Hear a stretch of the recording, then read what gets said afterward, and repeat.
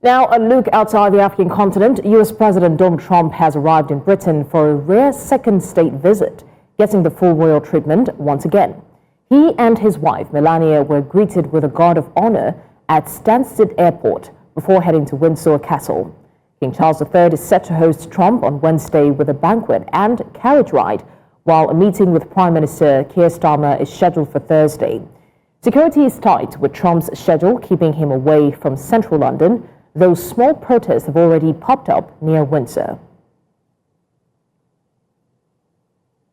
For more on this, I'm joined by our senior international correspondent, anchor Afia Hagen. Afia, tell us, what's the atmosphere in Windsor where you are? Well, it's a gloomy start here in Windsor today, but it's very, very busy. The world media has turned out to try and figure out what's going on in the walls of Windsor Castle behind me. Now, we saw Trump flying overhead in a helicopter. Marine One landed in Windsor Castle.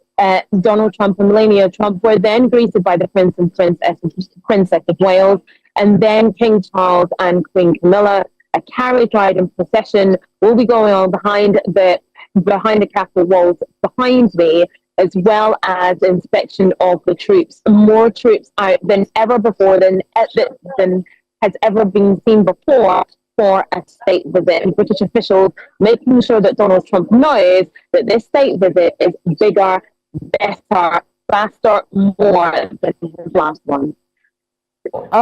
From this state visit by Trump, what can we expect?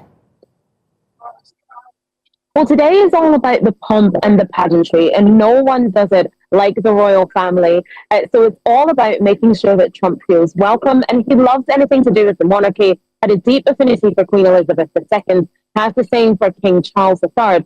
So it's all about him being butted up essentially by the royal family. They are the secret weapons of diplomacy that have been rolled out. So like I said, today they will be inspecting the troops. There's that carriage ride as well.